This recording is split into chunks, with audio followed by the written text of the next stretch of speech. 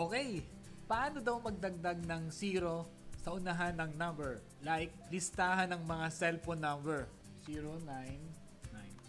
So, walang 0 na lumalabas. So, select lang natin yung data range na gusto nating lagyan ng 0. Then, right-click. Format cells. Go to number tab. Then, custom. Then, lagay natin dito sa type, sa general, 11 zeros. 1, 2, 3, 4, 5, 6, 7, 8, 9, 10, 11. So, why 11 zeros? Dahil yung ilalagay nating cellphone number ay 11 digit. Kasama yung 0. Then, hit OK. Type tayo. 09. 1, 2, 3, 4, 5, 6, 7. And that's it. Okay, bakit daw dapat nating iwasan ang paggamit ng merging cells? Yung merge cells kasi kadalasan nakaka-istorbo sa sorting, sa filtering, or sa pag-copy ng data. So halimbawa, gusto nating isort ito from highest to lowest. Nagkakaroon siya ng error. Halimbawa naman, gusto nating i-copy ito. Copy. Paste natin dito. So, error yung lumalabas. So, yung merge cells kasi, siya yung sumisira ng formulas. So, ang gagamitin natin dyan, center across selection. So, una natin gagawin, i-unmerge natin. Click lang natin to. Separate cells na sila. So, select ulit natin. Then, i-click natin itong maliit na arrow na to sa alignment group. And the horizontal bar, click center across selection. Then, hit OK. It exactly looks like a merge cell, pero separate cells pa rin sila. So, may iwasan natin yung mga issues at saka yung errors na lumalabas. Select natin. I-sort natin from A to Z. So, hindi siya nagbibigay ng errors. Try natin i-copy to. Copy. Then paste. So, walang errors na lumalabas. Okay? Follow my Facebook page and subscribe to my YouTube channel for more tutorials, travel, and food adventures. Okay, paano naman daw mag-freeze ng column o cell sa Excel? Halimbawa, gusto daw niyang i-freeze ang heading at first and second column. So, para ma-freeze natin ang heading at saka yung first at second column sa Excel, ganito ang gagawin natin. Punta tayo sa cell C2. Ito yon. Ito ang cell sa ibaba ng row na gusto mong i-freeze. Yung heading sa row 1 at sa kanan ng mga column na gusto mong i-freeze column A and B. Okay? Then, i-click natin ang View tab. Dito sa ating ribbon, go to press pane. Then, press pane dito sa ating drop-down menu. Ayan, at ang ating heading, row 1, at ang first at second column natin, column A at column B ay naka-freeze na. Kaya kahit mag-scroll ka, mananatili ang mga ito sa ating screen. Okay? Okay. Paano naman daw tanggalin o i-hide yung 0 sa empty cell sa Excel? Kagaya nito. Okay?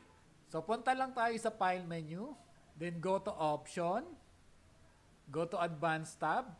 Then, hanapin natin dito yung Display.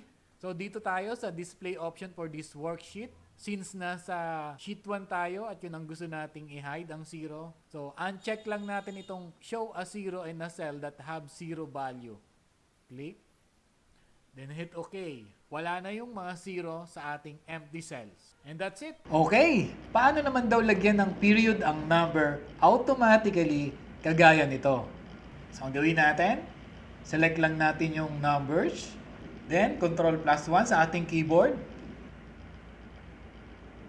Punta tayo sa custom format. Then, dito sa type, lagay natin number sign, period. And hit OK. And automatically, meron na tayong period after the number. Kung gusto mo naman ay close parentheses, Ctrl 1 or right click, then format cells, palitan natin yung period ng close parentheses. Hit OK. And that's it. Okay, paano naman daw mag-insert ng vertical line symbol sa Excel at saka sa Word? Kagaya nito. Gamit lang tayo ng keyboard shortcut. Press lang natin Alt, then 1, 2, 4. Release. Alt, 1, 2, 4. Alt, 1, 2, 4. So, try natin sa Microsoft Word. Alt 124. Ayun. Alt 124. Alt 124.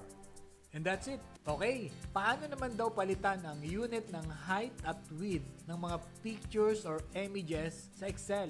Mula inches papunta sa centimeters. Ang unit kasing naka-display dito, makikita natin na inches yung height niya at saka yung width. So, gagawin natin yung centimeter. So, magagamit nyo yan lalo na kapag gusto nyong gumawa ng ID photo ng passport.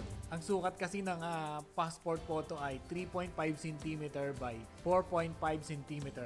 Kung hindi mo alam sa inches yon, kailangan mo pang mag-convert. So, ganitong gagawin natin. Punta lang tayo dito sa File tab.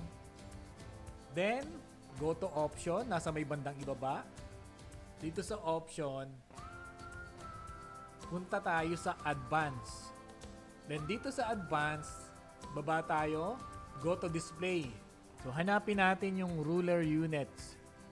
So eto siya. Click natin yung arrow down na yan. So gawin natin centimeters. Then hit OK.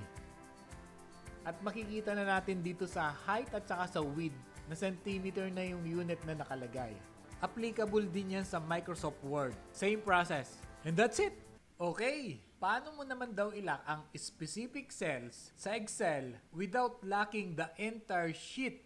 Kagaya nito. Itong diet lang ang gusto kong ilak. By default, sa Excel, kapag nilock mo ang cell, lahat ng cells maglalak. Una natin gagawin, select natin lahat ang cell dito sa ating worksheet by pressing Ctrl A.